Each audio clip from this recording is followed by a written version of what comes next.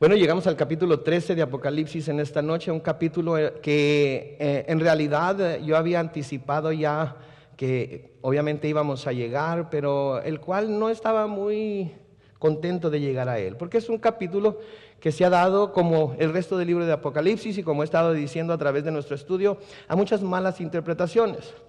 Porque el tema principal del capítulo 13 de Apocalipsis es el anticristo. Las dos bestias, la bestia que sale del mar, la bestia de la tierra. Y mucha gente tiene ciertas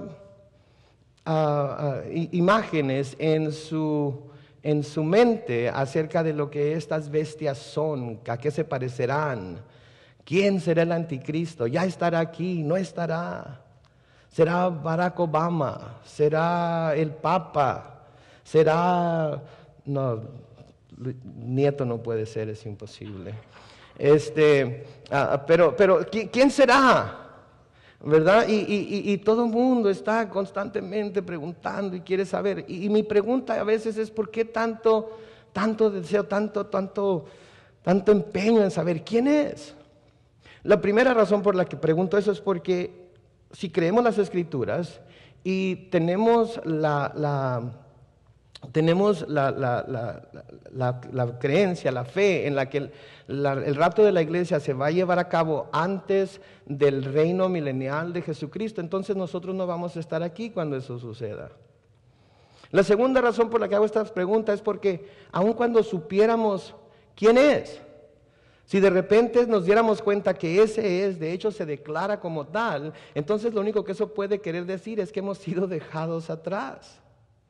Entonces, de cualquier forma, no hay necesidad en realidad de saber quién es. Pero es interesante que todo el mundo se preocupa por investigar, por saber, por querer saber quién es.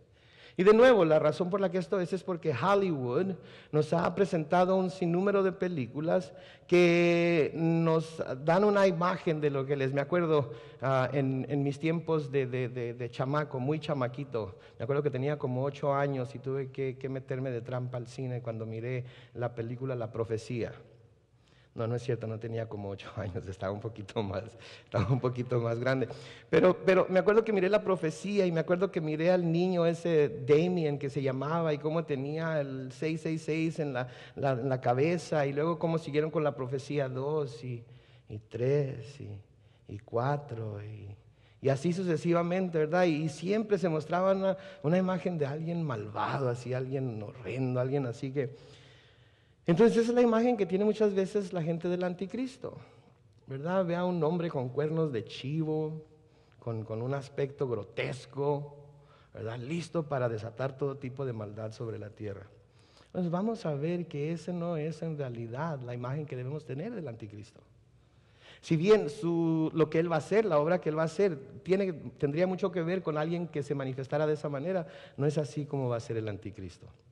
Y antes de comenzar a profundizarnos bien en los 7 cuernos, en las 7 diademas, 7 cabezas y 10 cuernos y 10 diademas, etcétera, etcétera, quiero que tengamos una vista más amplia, porque es muy importante que tengamos esa vista más amplia de lo que está sucediendo. Tiene la tendencia el mundo cristiano a enfocarse en una cosa y se enfoca en eso y no es Cristo, y por los próximos 10 años eso se convierte en la moda en la iglesia cristiana y todo el mundo está haciendo lo mismo. Por ejemplo, alguien le pica el gusano de conferencias. De repente durante el próximo año, 2 o 3 años en las iglesias todo es conferencias, todo es conferencias. Alguien le pica el mosco de manifestaciones del Espíritu Santo. Y durante los próximos 2 o 3 años todo es manifestaciones del Espíritu Santo. Todo tiene que ver con lenguas, todo tiene que ver con sanidades, todo tiene que ver con posesiones demoníacas, todo tiene que ver con los dones del Espíritu y todo tiene que ver con cosas fabulosas que se ven en las iglesias. Y luego se muere. Es lo mismo con la profecía. Ahorita el calendario inca o maya o azteca o el que sea, ¿verdad? Se les acabó el lugar en la piedra en la que estaban haciendo el calendario y dijeron: este es el fin del mundo, pues últimamente, ¿verdad? Y que la gente que venga después de nosotros se preocupe por ello, ¿verdad? Entonces tenemos esa tendencia y no quiero que nuestro enfoque se cierre tanto que quitamos en realidad nuestra vista de quien es Jesucristo y nos perdamos en todos los detalles que aun cuando son importantes saberlos, no son tan importantes como conocer al verdadero Cristo. Entonces, tomando eso en cuenta, vamos a comenzar en el capítulo 13 de Apocalipsis, en el versículo 1, y vamos a seguir nuestro estudio. Y en ese capítulo dice lo siguiente. Es más, ¿saben qué vamos a hacer? Vamos a leer todo el capítulo 13. ¿Qué les parece? Y luego volveremos y empezaremos a desmenuzarlo poco a poco. Capítulo 13 de Apocalipsis, versículo 1, dice: Me paré sobre la arena del mar y vi subir del mar una bestia que tenía 7 cabezas y 10 cuernos, y en sus cuernos 10 diademas, y sobre sus cabezas un nombre blasfemo. Y la bestia que vi era semejante a un leopardo, y sus pies como de oso, y su boca como boca de león. Y el dragón le dio su poder y su trono y gran autoridad. Me detengo aquí nada más para señalar que la bestia y el dragón son 2 personas diferentes, son 2 cosas diferentes, porque se pudieran confundir, ¿verdad? Entonces el dragón le dio a la bestia su poder y su trono y grande autoridad. Vi una de sus cabezas como herida de muerte, pero su herida mortal fue sanada, y se maravilló toda la tierra en pos de la bestia. Y adoraron al dragón que había dado autoridad a la bestia, y adoraron a la bestia diciendo: ¿quién como la bestia y quién podrá luchar contra ella? También se le dio boca que hablaba grandes cosas y blasfemias, y se le dio autoridad para actuar 42 meses. Y abrió su boca en blasfemias contra Dios para blasfemar de su nombre, de su tabernáculo y de los que moran en el cielo. Y se le permitió hacer guerra contra los santos y vencerlos. También se le dio autoridad sobre toda tribu, pueblo, lengua y nación. Y adoraron todos los moradores de la tierra cuyos nombres no estaban escritos en el libro de la vida del Cordero, que fue inmolado desde el principio del mundo. Si alguno tiene oído, oiga. Si alguno lleva en cautividad, va en cautividad. Si alguno mata a espada debe ser muerto. Aquí está la paciencia y la fe de los santos. Versículo 11 dice: Después vi otra bestia que subía de la tierra y tenía 2 cuernos semejantes a los de un cordero, pero hablaba como dragón. Y ejerce toda la autoridad de la primera bestia en presencia de ella, y hace que la tierra y los moradores de ella adoren la primera bestia cuya herida mortal fue sanada. Ya tenemos aquí 3 personajes entonces. Tenemos el dragón, tenemos la primera bestia que salió del mar y tenemos esta bestia sobre la tierra. No se les vaya a olvidar eso, muy importante. Versículo 13, también hace grandes señales, de tal manera que aún hace descender fuego del cielo a la tierra delante de los hombres. Y engaña a los moradores de la tierra con las señales que se le ha permitido hacer en presencia de la bestia, mandando a los moradores de la tierra que le hagan imagen a la bestia y que tiene la herida de espada y vivió. Y se le permitió infundir aliento a la imagen de la bestia para que la imagen hablase e hiciese matar a todo el que no la adorase. Y hacía que a todos, pequeños y grandes, ricos y pobres, libres y esclavos, se les pusiese una marca en la mano derecha o en la frente, y que ninguno pudiese comprar ni vender, sino el que tuviese la marca o el nombre de la bestia o el número de su nombre. Aquí hay sabiduría. El que tiene entendimiento, cuente el número de la bestia. Pues es número de hombre, y su número es 666. Un capítulo medio ouch, ¿verdad?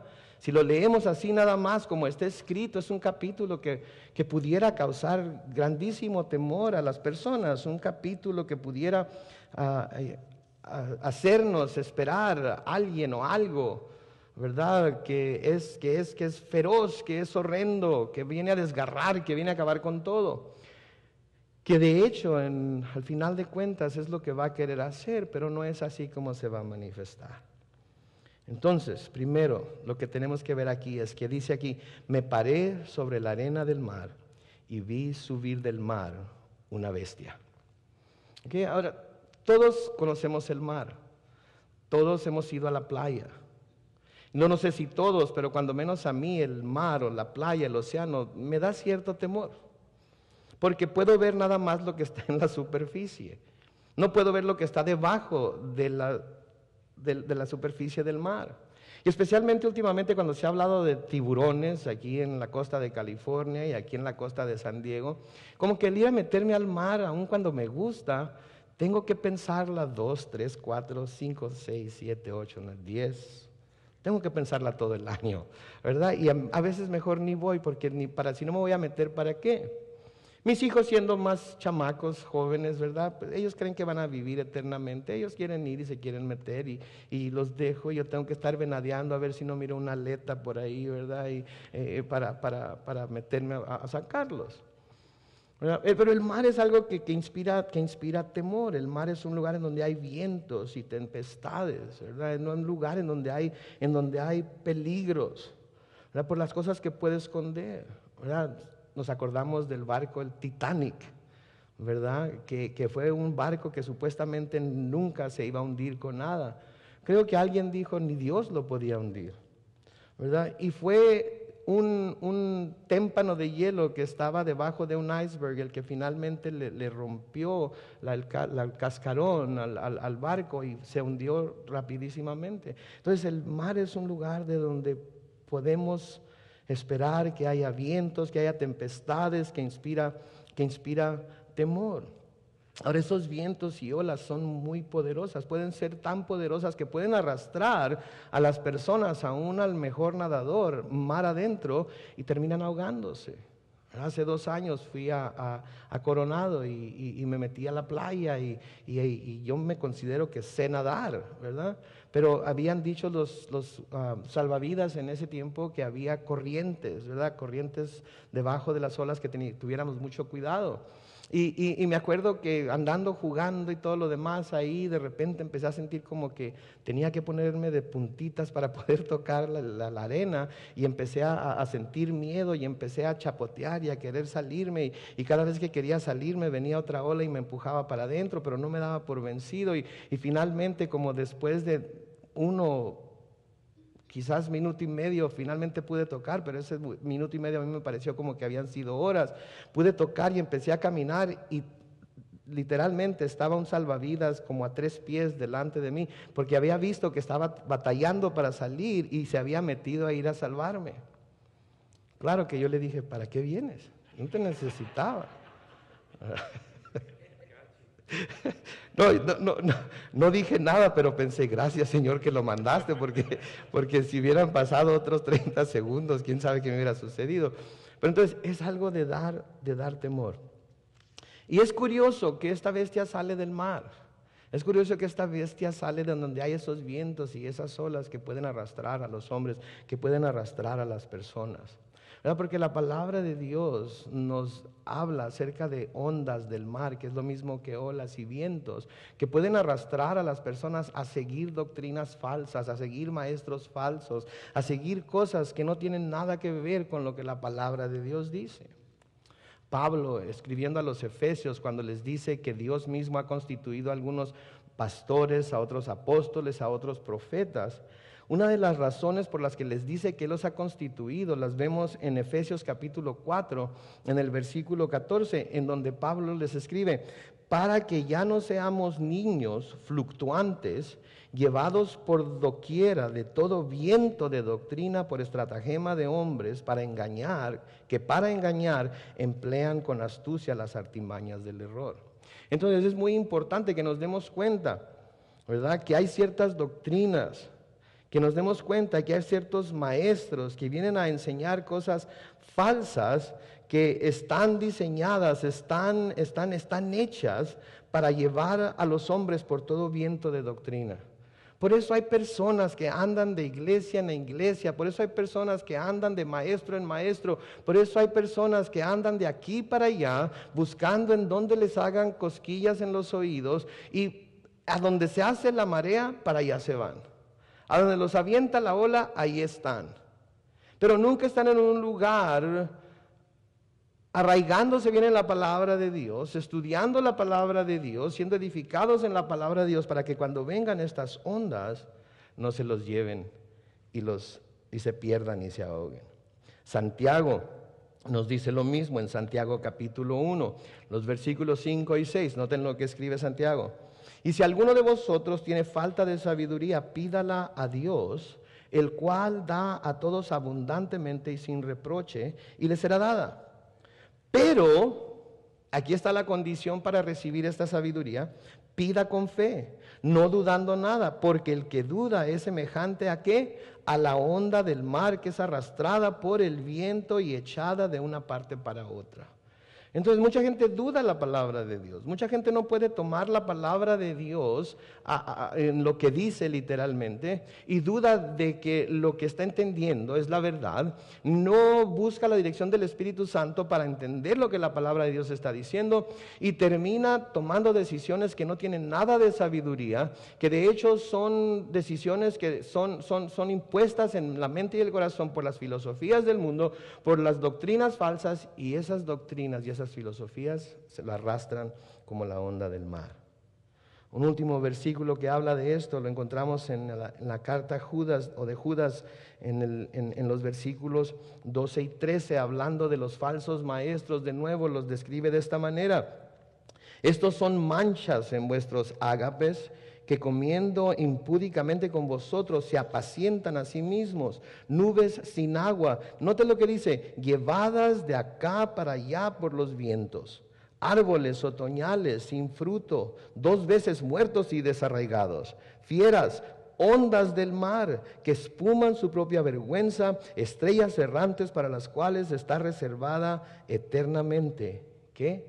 La oscuridad y las tinieblas. Entonces, se me antoja interesante que esta primera bestia surja del mar y que venga con el propósito de engañar al mundo, como vamos a ver, y hacerlos que caigan en las garras de Satanás. Ahora, no creo yo que sea una casualidad que después de haber visto en el capítulo 12 cómo Satanás es echado finalmente del cielo y arrojado a la tierra, ahora en el capítulo 13 aparezca esta bestia. Creo que es algo muy lógico que debe seguir. Satanás ha sido echado del cielo. Satanás ahora está en la tierra y ahora se está disponiendo a hacer todo lo que pueda hacer para llevarse al infierno, no para llevarse, para que la mayor parte posible de gente pueda ser enviada al infierno junto con él cuando él sea enviado allá. Es un paso lógico, ¿sí? Yo no sé ustedes, a mí nunca me han corrido de algún trabajo, pero conozco a gente que se han corrido y se va de ese trabajo muy amargada. Y cuando se va de ese trabajo y va a aplicar para que le den desempleo, o va a hacer una aplicación para otro trabajo y le preguntan, bueno, ¿por qué dejaste el trabajo anterior? Empieza a escupir todo tipo de acusaciones, empieza a decir todo tipo de cosas en contra del ex patrón, y todas las razones por las que los corrieron fueron injustas, ¿verdad? Ellos siempre trabajaron con todas sus fuerzas, siempre dieron lo mejor de sí, siempre estuvieron dispuestos a sacrificarse, a sacrificar su tiempo, pero resultaron corridos. Ahora, no digo que sea así todo el tiempo, pero sí, la gente se amarga y empieza a escupir todo tipo de cosas. Bueno, Satanás tiene esa misma manera de ser, ¿verdad? Siempre ha querido hacerse ver mal a Dios. Sí, a Eva, ¿qué le dijo cuando se le encontró en el huerto? Así es que Dios dijo que ibas a morir. No te vas a morir. Dios te está mintiendo. Esa es la idea de Satanás. Entonces Satanás, ahora viniendo a la tierra, va a venir a la tierra y va a usar a una persona, de la cual vamos a hablar más adelante, para así tratar de engañar a la gente y amargar a la gente en contra de Dios. Ahora, de nuevo, noten la descripción de la bestia. Nos habla que tiene 7 cabezas, nos dice que tiene 10 cuernos, nos dice que tiene 10 diademas, 10 cuernos, y que sobre sus 7 cabezas tiene diademas. Note lo que dice ahí en su Biblia, unas página o 2 hacia la izquierda quizás, en Apocalipsis 12, en el versículo 3. Dice: también apareció otra señal en el cielo. He aquí un gran dragón escarlata que tenía 7 cabezas y 10 cuernos, y en sus cabezas 7 diademas. Ahora, esta bestia de la que estamos hablando aquí, una vez más debo aclarar, no es el dragón. No podemos confundirla, aun cuando van a estar muy relacionados el uno con el otro. Otra cosa interesante es que esta semejanza que tiene esta bestia con Satanás es una de las razones por las cuales el mundo la ha identificado como el anticristo. Como el anticristo. Porque se piensa de Satanás que Satanás es lo contrario a Cristo. Igual en poder, igual en su habilidad para hacer señales, igual en todo, nomás que Él es el lado malo y Jesús es el lado bueno. Es como el yin y el yang, ¿verdad? Es como en la guerra de las galaxias, ¿verdad? La fuerza, ¿verdad? Y el lado, the dark side, ¿verdad? Pero no es así. El uno y el otro no se pueden ni siquiera comparar de ninguna manera. No hay forma en la que Satanás jamás vaya a ser tan poderoso como Dios. No hay forma en la que Satanás jamás vaya a poder estorbar a los propósitos de Dios. Ahora, la gente, aun cuando no es cristiana, y más aún cuando no tiene ni conocimiento de la Biblia, conoce la palabra anticristo.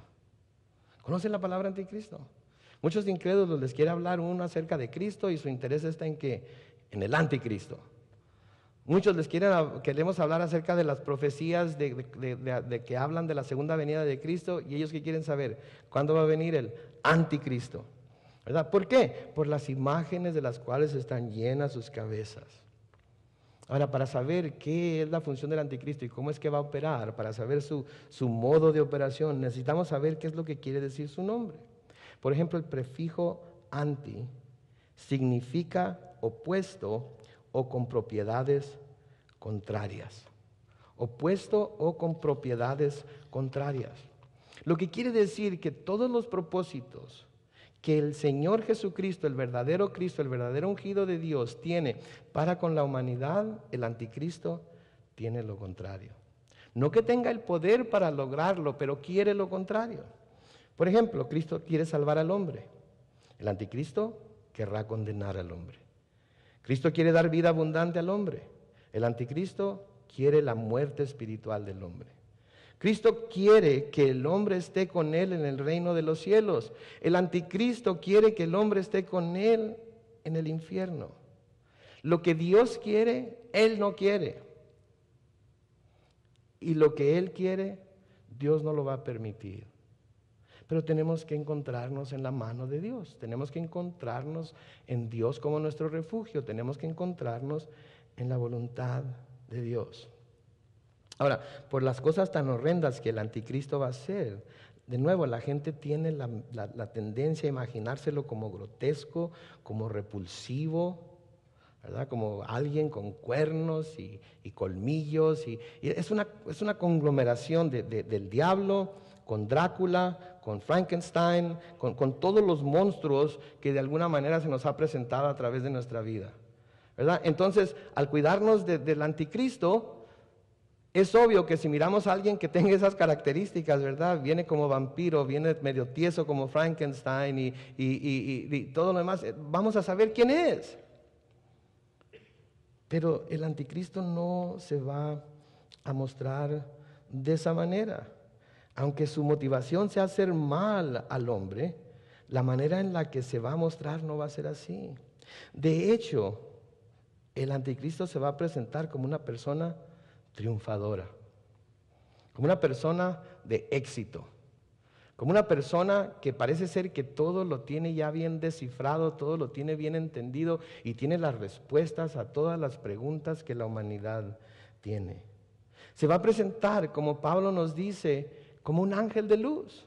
Se va a presentar como alguien que tiene la solución a todos los males del mundo. Se va a presentar como alguien que finalmente va a traer la fórmula correcta para que haya paz entre Israel y entre los palestinos y entre el mundo árabe y entre todos aquellos que en realidad desean la paz.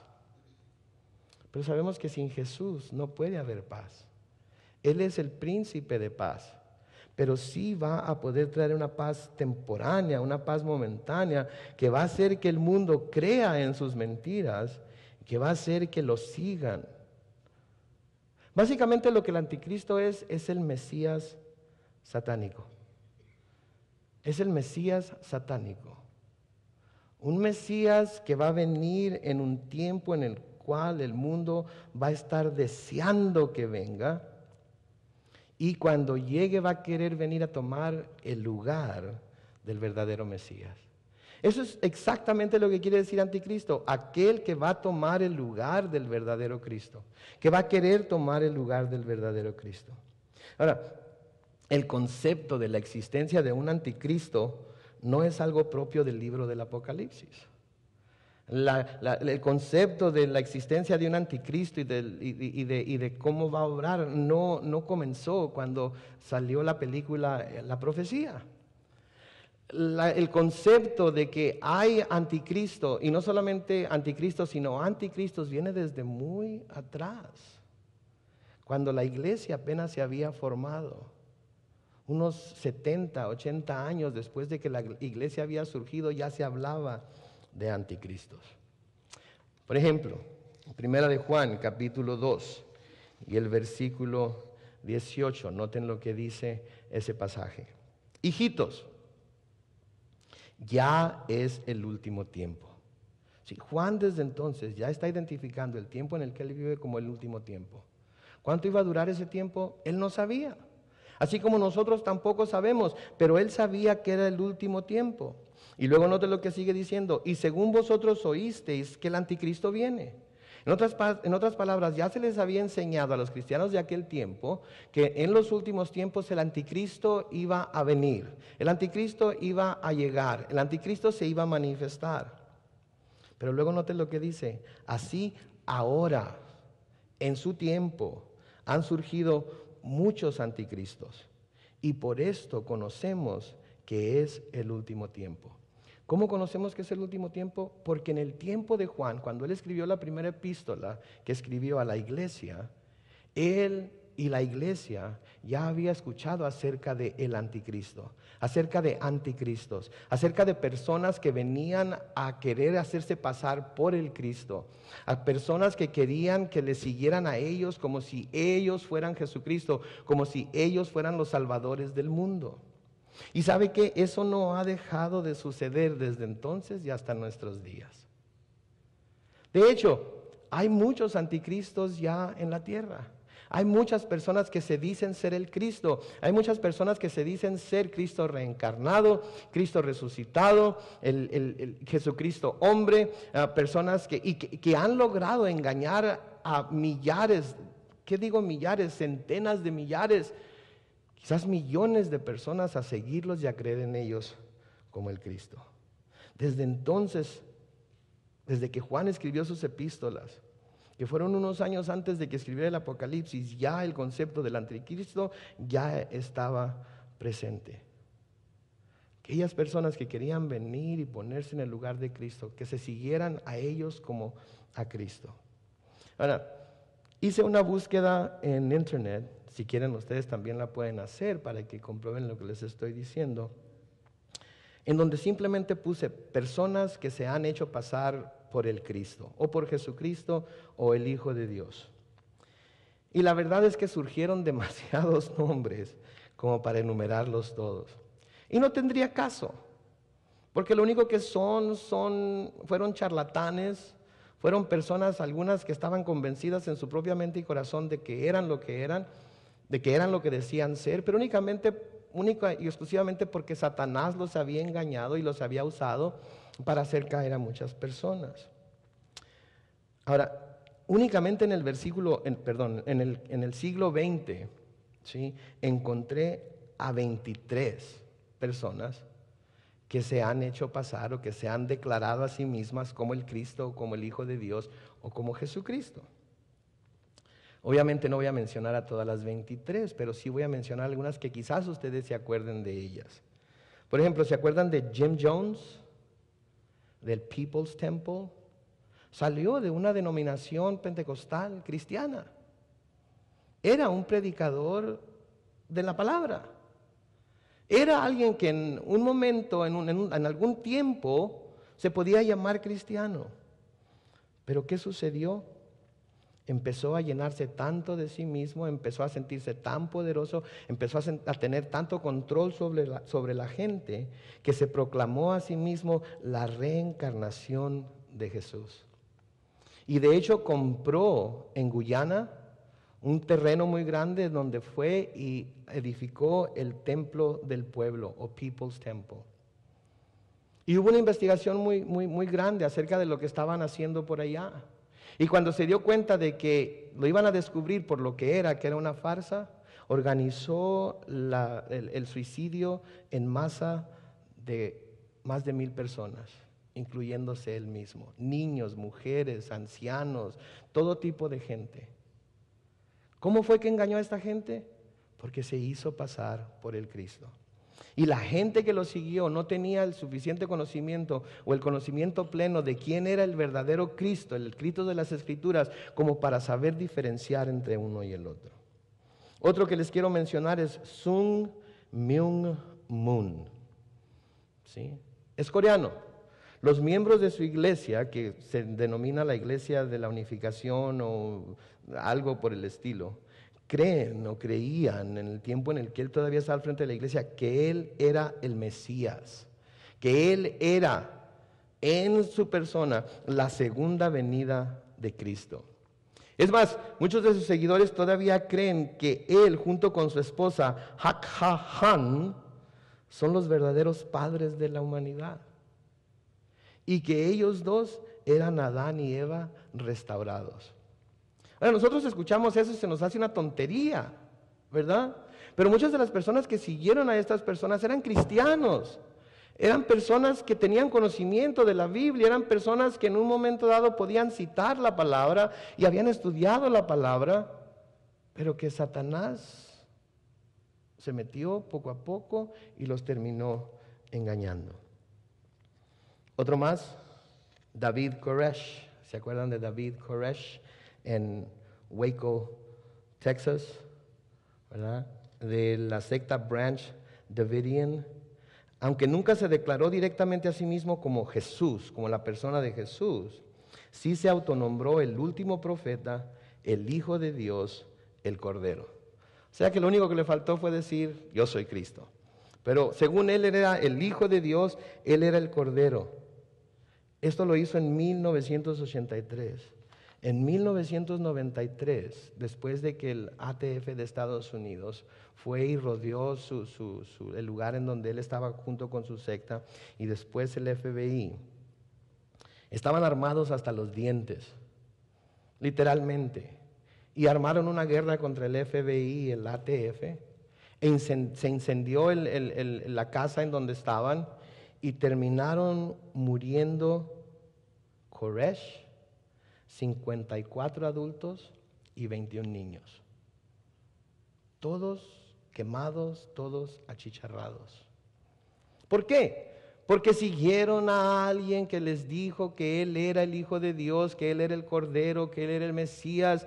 Y porque no tenían suficiente conocimiento, porque no tenían el conocimiento pleno de quién es el verdadero Hijo de Dios presentado en las Escrituras, pudieron ser engañados y llevados hasta la muerte, creyendo en un Mesías falso que finalmente los llevó ¿a dónde? Al infierno. Y nosotros podemos decir, pero no es posible, eso era antes. Ya hoy en nuestros días ya estamos demasiado avanzados, ya todos tenemos Biblia en la casa, tenemos Biblia en la computadora, tenemos Biblia en el teléfono, tenemos Biblias en el carro, nos memorizamos la Biblia, sabemos la Biblia. No, mis hermanos, mis amigos y amigas, hay muchos cristianos que saben que esta es la Biblia, pero no saben nada de lo que está dentro. Y hay muchos cristianos que solamente saben lo suficiente como para ser peligrosos para sí mismos y los demás. Y hay muchos cristianos que solamente saben lo suficiente para que vengan esos falsos maestros y cambien un poco las Escrituras y cambien un poco la enseñanza y los convenzan de que lo que ellos están diciendo, su interpretación es la correcta, y los vayan a seguir. Déjenme preguntarles, ¿cuántos han oído hablar de José de Jesús Miranda? Eduardo por allá, Luis por acá, mi hermano Jesús por allá. José de Jesús Miranda, ¿saben cómo se llama? ¿Saben cómo se dice él? ¿Saben lo que se dice él que es? Jesucristo hombre. Es puertorriqueño, nació en Ponce, Puerto Rico. Tiene millares de seguidores, centenas de millares de seguidores. Dice que en su persona se encuentra tanto Jesucristo como el anticristo. Este sí está pesado, ¿ok? Porque no hay manera de regarla aquí. Él es Jesucristo y es el anticristo. ¿Ok? Muy popular en Centro Sudamérica. En México, TV Azteca le hizo una entrevista. Y digo, sí, yo soy Jesucristo, hombre, que está aquí delante de ti, sin pelos en la lengua. ¿Ok?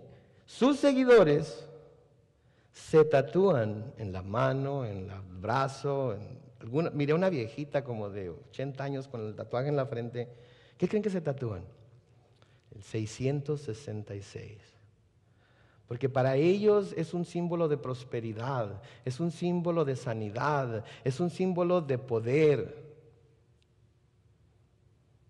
Se tatúan 3 S que significan salvo, siempre salvo. Y él dice que con los niños que están llevando a su iglesia está formando una raza sobrehumana. Porque esos niños no han sido contaminados por el mundo. Y porque les está enseñando que ellos mismos son dioses. Que todo lo que necesitan está en ellos. Cuando se saludan entre los miembros de la iglesia no dicen Dios te bendiga. ¿Saben cómo se dice? Bendecidos. Entonces yo me encuentro con Rudy y le digo, bendecido Rudy. ¿Y sabe qué dice? Que los que nos saludamos como con Dios te bendiga somos unos miserables. Porque los verdaderos creyentes, los que creen en Él, tienen riquezas, tienen poder, tienen sanidad. ¿A qué se parece? ¿Kenneth Copeland?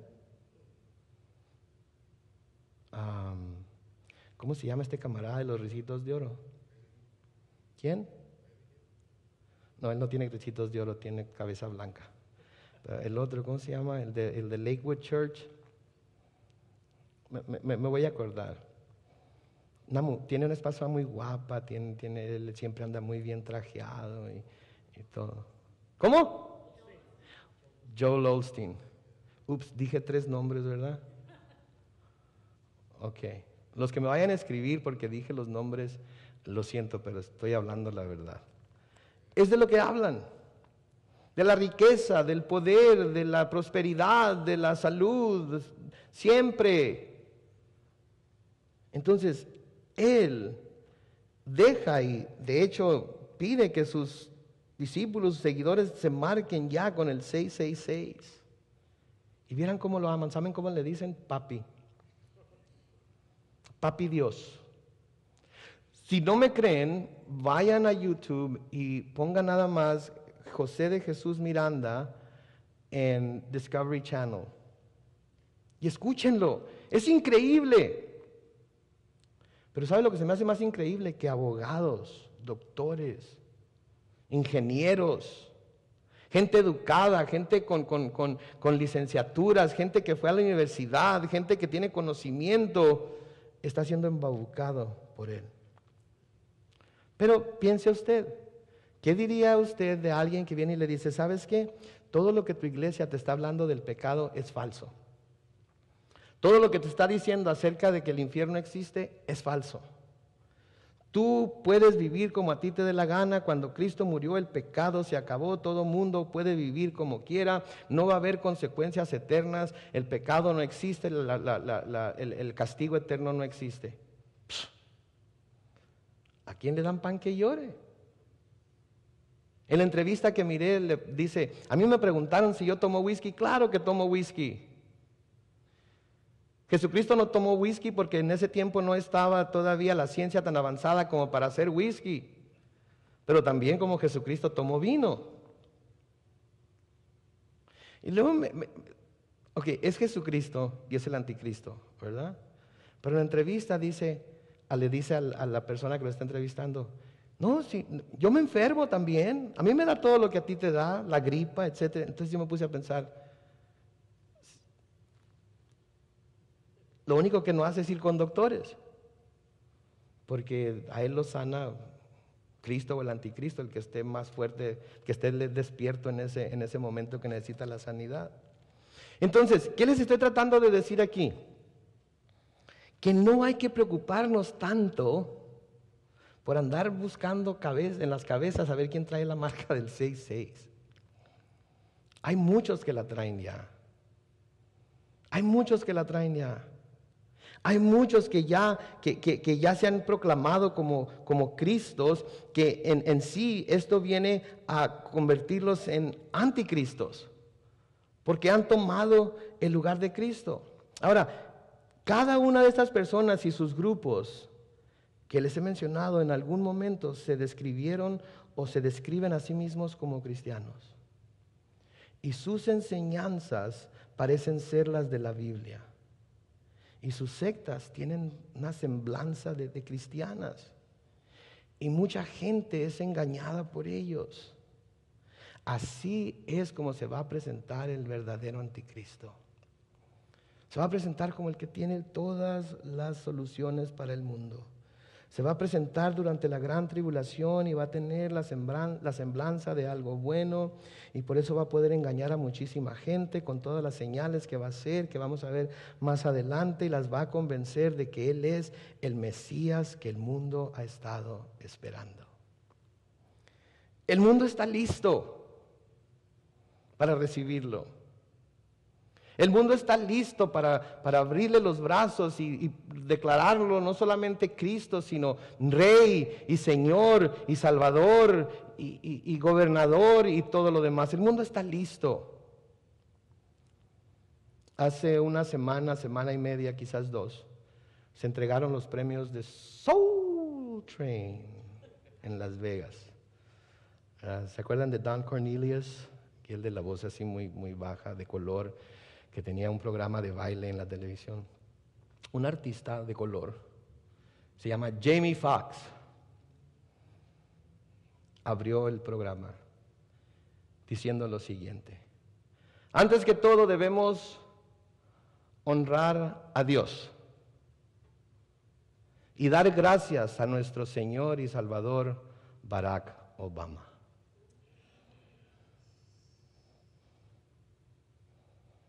¿Creen que el mundo está listo para recibir al anticristo? Ahora, no estoy diciendo que Barack Obama es el anticristo. No estoy diciéndolo.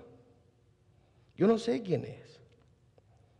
Pero cuando el mundo está proclamándolo desde su primera campaña como el ungido, en inglés le decían the one, y ahora se le está declarando como nuestro Señor y Salvador, que más que una blasfemia es ignorancia de este cuate. Y cuando lo dijo, ni una sola persona se puso de pie y se salió del lugar en donde estaban. Al contrario, lo aplaudieron. ¿Creen ustedes que el mundo está listo para el anticristo? ¿Creen ustedes que todo está sucediendo como está sucediendo, de la manera que está sucediendo, para que en cuanto la iglesia sea arrebatada, el anticristo se manifieste delante de todo el mundo y diga: yo tengo la solución para todo? ¿Creen que está listo? ¿Saben que yo nunca he ido a ninguna película de Jamie Foxx? Yo nunca he comprado ningún disco de Jamie Foxx. Yo ni siquiera nada de Jamie Foxx. Ni cuando no era cristiano. Pero ahora que soy cristiano, cualquier cosa que tenga el nombre de Jamie Foxx es anatema para mí. Porque no por lo que dijo, no porque haya blasfemado contra mi Señor, necesariamente, porque como les digo, no fue una blasfemia, fue una tontería, fue una ridiculez, fue una estupidez, fue ignorancia lo que lo hizo decir eso, sino porque está siendo usado por Satanás para preparar al resto del mundo para cuando su profeta venga a tratar de embabucar a toda la gente. ¿Sabe que cuando el anticristo venga, el mundo va a estar tan preparado, que a propósito es lo contrario de lo que sucedió cuando el verdadero Cristo vino? ¿No es cierto? Al mundo lo agarró por sorpresa. Las personas que decían creer en Dios y que estaban encargados de cuidar las Escrituras y que estaban encargados de interpretar las profecías acerca del Mesías, no lo conocieron. Juan nos dice que a los suyos vino y no lo conocieron. Clamando sobre Jerusalén, dijo: ¿cómo hubiera deseado que hubieras conocido tu tiempo? Pero porque no lo has conocido, vas a quedar desolada. El anticristo no va a venir a un mundo así. El anticristo va a llegar a un mundo listo para recibirlo, con los brazos abiertos. El Señor Jesucristo les dijo a sus discípulos en Juan capítulo 5 y el versículo 43, les dice: yo he venido en nombre de mi Padre y no me recibís. Si otro viene en su propio nombre, a note que afirma, a recibiréis. El anticristo va a venir en su propio nombre. El anticristo va a venir en su propio poder. El anticristo va a venir a manifestarse al mundo y el mundo va a abrirle los brazos. Ahora, yo como Juan les quiero leer esta escritura y quiero que la tomen en serio y quiero que la guarden en su corazón, porque es lo que todo cristiano debe saber. Primera de Juan capítulo 2, los versículos 21 y 22 nos dicen lo siguiente: no os he escrito como si ignoraseis la verdad. No les estoy yo hablando a ustedes como que ignoran la verdad, sino porque la conocéis. Les estoy diciendo lo que les estoy diciendo porque creo en mi corazón que ustedes, muchos de ustedes los conozco de hace tiempo, algunos de ustedes nos están visitando, otros los he visto de vez en cuando, pero creo y quiero creer que todos ustedes conocen la verdad. Y quiero que sepan que ninguna mentira procede de la verdad. Si el Señor Jesucristo nos dijo que su venida iba a ser como el relámpago que sale en el oriente y se ve hasta el occidente, no va a haber nadie que no haya visto yo descender del cielo que me diga: yo soy el Cristo, yo he resucitado, yo soy el Espíritu de Cristo está en mí, que me vaya a convencer de eso, porque Jesucristo nos dijo exactamente qué era lo que iba a suceder cuando Él viniera. Y si conocemos la verdad, también como debemos conocerla, ninguna mentira nos va a tomar por sorpresa. No os he escrito como si ignoraseis la verdad, sino porque la conocéis y porque ninguna mentira procede de la verdad. En el versículo 22, noten lo que dice, hace una pregunta: ¿quién es el mentiroso? Sino el que niega que Jesús es el Cristo. Jesús. ¿Cuál Jesús? Jesús de la Biblia. Jesús, el que claramente es presentado en las Escrituras.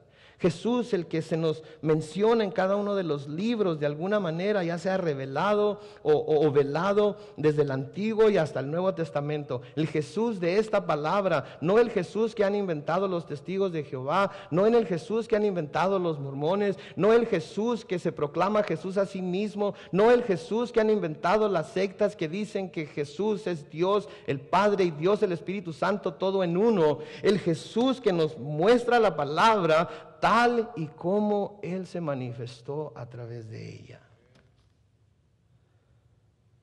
¿Quién es el mentiroso? Sino el que niega que Jesús, Jesús es el Cristo.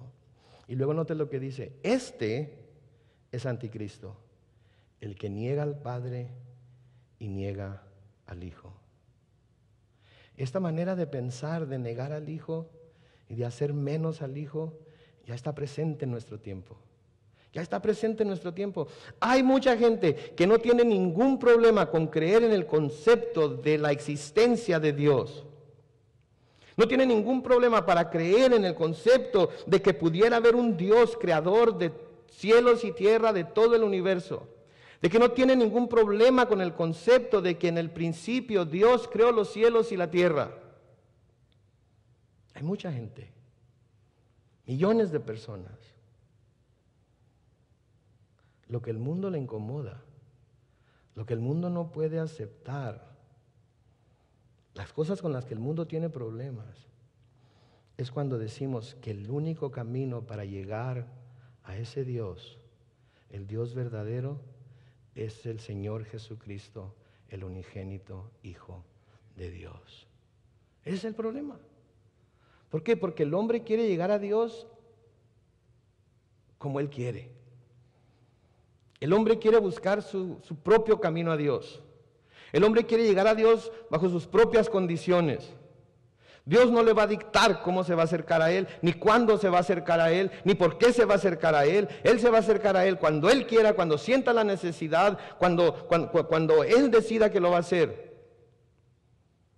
Cuando el Señor grita de las páginas de la Biblia, si oyes hoy su voz, no seas rebelde. Si oyes hoy su voz, dobla tu rodilla delante de Él porque no tienes asegurado el mañana. Ese es el problema del mundo. No con el concepto de un Dios. El concepto de que Jesús es el único camino a Dios. Y no es porque yo lo diga, no es porque Calvary Chapel San Diego lo diga, es porque Él mismo lo dijo. En Juan 14:6 Jesús le dijo, yo soy el camino y la verdad y la vida, y nadie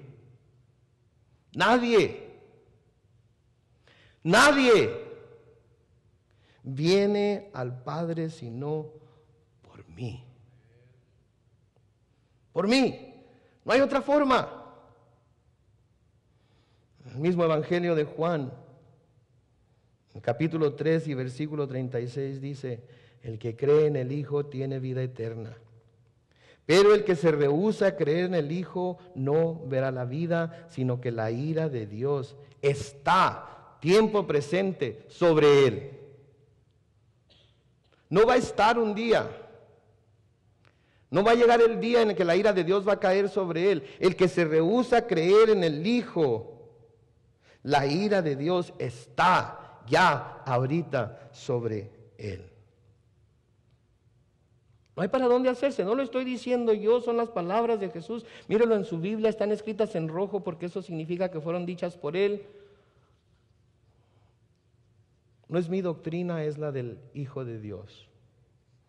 En Hechos 4:12 se nos dice lo siguiente, en ningún otro hay salvación porque no hay otro nombre bajo el cielo dado a los hombres en que podamos ser salvos. ¿Escuchó eso? No hay otro nombre bajo el cielo dado a los hombres en quien podamos ser salvos. No hay otro. Jesús es el único. No es María. No es el Papa. No fue Koresh. No fue Jones. No es Chuck Smith. Ni Brian Newberry, mucho menos Carlos Alvarado. Es Jesús, el unigénito Hijo de Dios. Él es el único. Y para terminar aquí, para enfatizar el punto, para que quede bien claro, para que no haya duda de lo que estoy diciendo, en Juan 17, versículos 1 al 3, en la oración que Jesús hace por sus discípulos, dice lo siguiente. Estas cosas habló Jesús y levantando los ojos al cielo dijo, Padre, la hora ha llegado, glorifica a tu Hijo, para que también tu Hijo te glorifique a ti. Como le has dado potestad sobre toda carne, para que dé vida eterna a todos los que le diste. Nota el versículo 3. Y esta es la vida eterna. Esta es la vida eterna. Que te conozcan a ti, el único Dios verdadero, y a Jesucristo, a quien has enviado. Noten que no dice que tengan conocimiento de ti. Noten que no dice que sepan cosas de ti.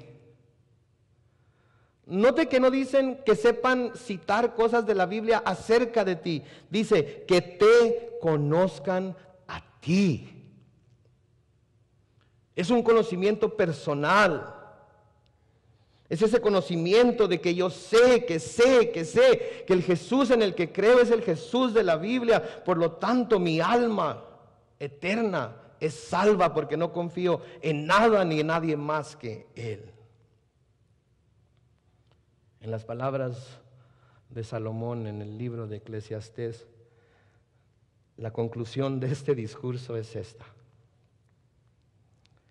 Creo que aún cuando es interesante investigar y estudiar las Escrituras para tratar de conocer las señales de los tiempos, que aún cuando es interesante preguntarnos quién irá a ser el anticristo, cuándo se irá a manifestar, cómo se irá a manifestar, creo y estoy convencido que nos es de mayor provecho estar seguros de que tenemos pleno conocimiento del verdadero Cristo, para así no ser engañados por quienes no lo son, incluyendo aquel que un día va a venir al mundo, al cual Satanás le va a dar su poder para engañar a la humanidad.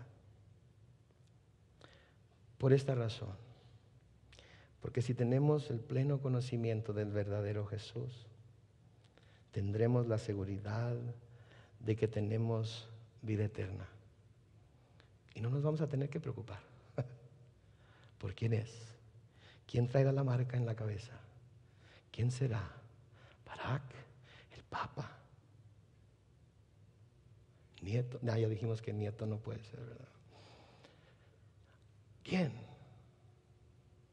Tenemos que tener el pleno conocimiento del verdadero Jesús para poder estar seguros. Ahora, habiendo dicho todo esto, la semana que entra vamos a ver lo que significan las 7 cabezas. Vamos a ver lo que significan los 10 cuernos. Vamos a adentrarnos en todo ello, porque está en la palabra de Dios, no me lo puedo brincar.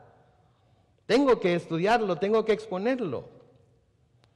Pero mi propósito al tener este estudio hoy es que por más que veamos, por más que descubramos, nunca hay que quitar la vista del verdadero Cristo, de aquel que vino a morir por usted y por mí, para que nosotros ahora podamos tener vida eterna. Amén. Oremos. Padre Celestial, te damos gracias por tu palabra. Y te damos gracias, Señor, por lo que hoy nos has enseñado, no solamente acerca de tu Hijo Jesucristo, sino también acerca de aquellos que pudieran hacerse pasar por Él.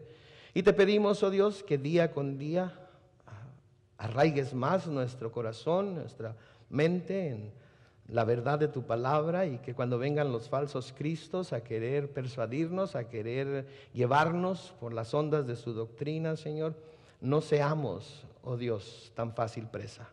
Te pedimos, Señor, que a cada uno de los que estamos aquí nos dé sabiduría.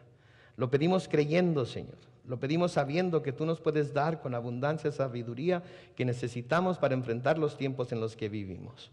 Te pedimos entonces, oh Dios, que por el poder de tu Espíritu nos llenes de esa sabiduría divina, que nos podrá ayudar a discernir entre lo verdadero y lo falso.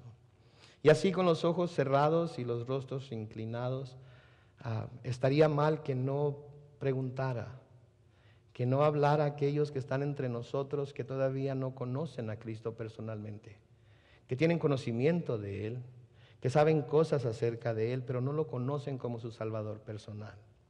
No les voy a pedir que alcen la mano, no les voy a pedir que se levanten y pasen al frente, no les voy a pedir que hagan nada que los pudiera de alguna manera hacerse sentir incómodos, pero una cosa sí les voy a pedir, ahí en donde están,